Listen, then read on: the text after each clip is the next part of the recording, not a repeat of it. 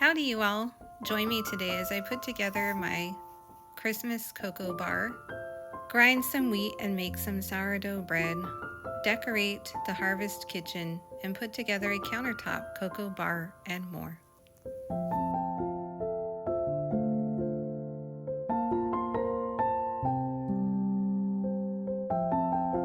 This is a penitential season for us down on the farm during the 4 weeks of Advent. And this last week here is sort of a mix of sadness as we wait, much like any mother waits for her child to be born. But it's also filled with joy because we know what is coming, and that is the birth of Christ. And so as we wait, much like the Jews of the Old Testament, during this last week I'll be tucking in a few decorations here and there, getting ready for this joyful season.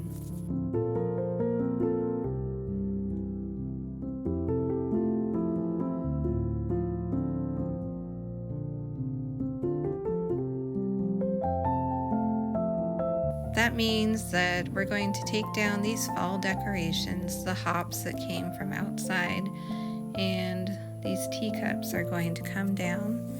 They're going to get a good cleaning, and I'm going to put up some more seasonal ones, and we're going to turn this tea bar into a Christmas cocoa bar.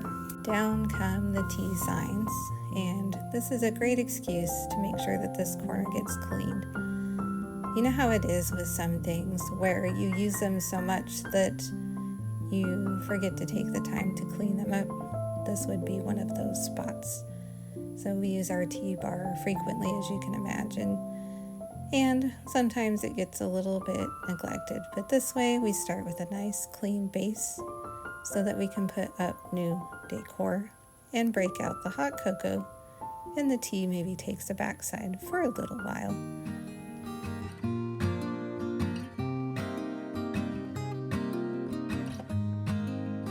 I usually put a table runner here, and this year I decided to go with something more natural looking. Usually I use a bright red table runner, and this is more of like a, natural fabric with little bits of green and red, but not too outlandish. And it's time for the red teacups. I've been collecting these for a couple of years, trying to find this red style to put up here, and it's kind of been a trial to find enough, and I don't have enough to fill this whole thing, so you can see I'm trying to figure out which configuration to use so that the red is evenly spread around, and I'll have some white ones to put up here in between.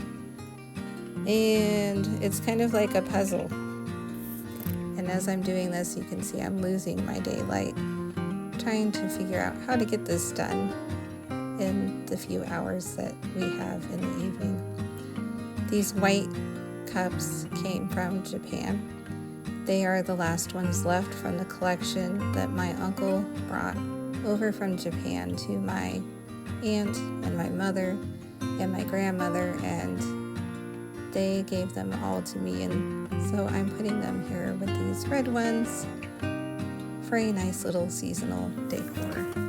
I've got all the cups up here that I have, and it seems like I really do need some more, and I'm losing daylight, so we're going to put this project to sleep for now, and hopefully I can find a way to finish it off just right.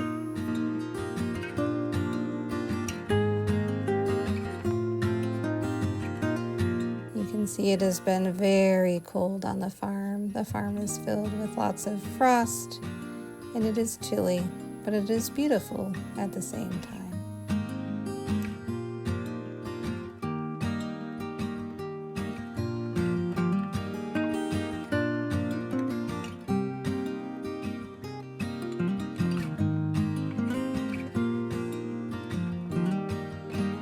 You can see here it's the next morning, and there's some fall decorations to finish taking inside the house, and I can give you a view of what those teacups ended up looking like. Since I lost all my lighting the night before, I wasn't able to get you a final shot of what I decided to do, at least temporarily, while I work on the problem.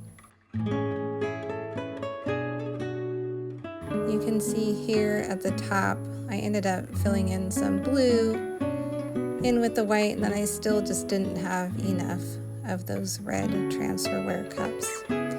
And so I'm going to finish up the best I can today until I can find a few more of those cups. And that's going to start with hanging these cocoa signs up here. I'm just trying to remember how I had them placed the year before without having to get my pictures out. You know how it is when you have decor that's only up for a month or two.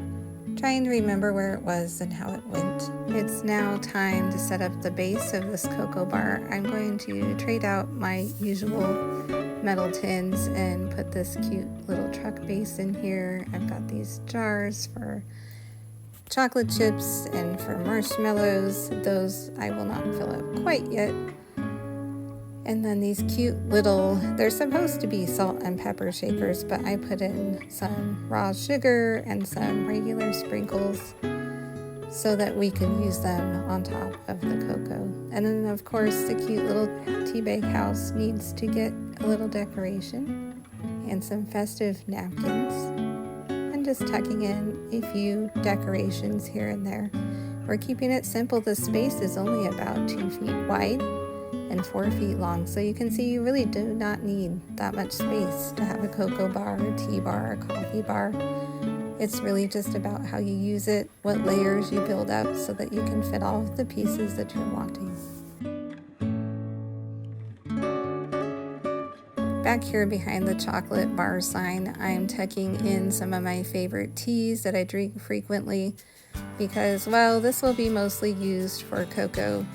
I do have to have a little bit of tea tucked in there to make it convenient. And now it's time to move on to my sourdough. We make sourdough maybe twice a week, sometimes more than that. And it just kind of works in around all of the other things that we're doing. So I'm putting together the cocoa bar, but the sourdough is over here calling my name, and it's time to move this sponge into its dough form. I'm just adding 2 cups of water and 2 teaspoons of salt. If you would like the recipe for our whole wheat sourdough loaves, you can find them over on the Grow Create Sip blog. I'll put a link down below.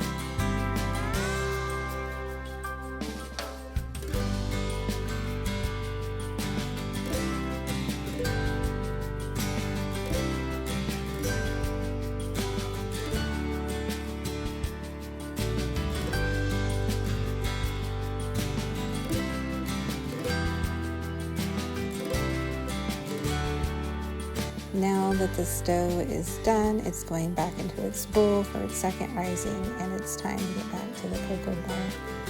And that means making sure we have cocoa powder mix, hot chocolate mix to put into the cocoa bar. If you're wanting our farmhouse recipe, make sure you check out our cocoa bomb video where we mix hot cocoa mix, make cocoa bombs, and homemade marshmallows. I'll put the link down below.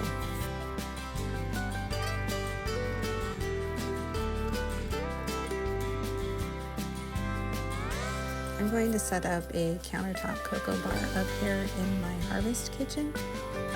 But first I want to rearrange some of these things and put up a few more Christmas decorations.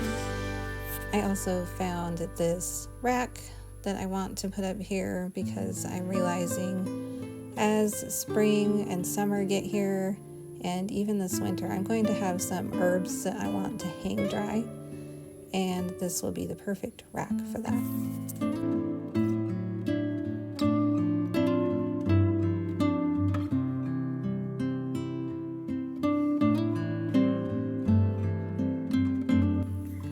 I just eyeball hanging these things up, which, you know, a measuring tape is probably a lot wiser and would leave less holes in the wall. But this is how I do that. So I'll be filling in some holes later, I think, and we'll see how straight we can get these up here. For now, I'm placing these frames back up above here. I was going to get a third one, and they don't carry them anymore, so I'll find some piece to stick there in the middle and even things out. But for now, it's time to set up this cocoa bar. I have some placemats that match the kind of burlap linen kind of look from downstairs, this cute little rack, and a poinsettia.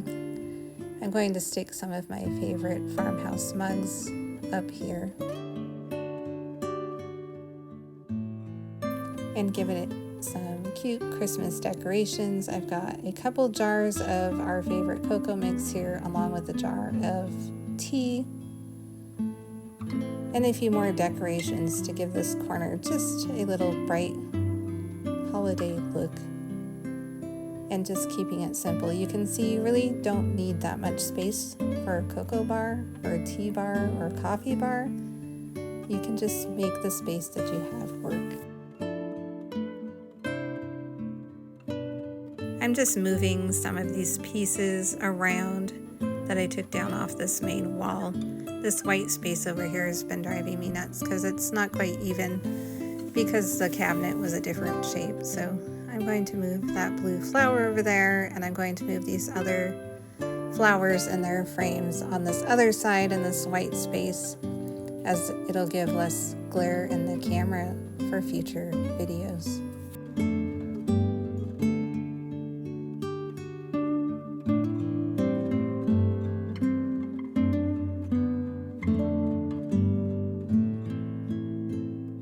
A few little final touches here, including some twinkle lights. And I think we will have this harvest kitchen all ready for Christmas.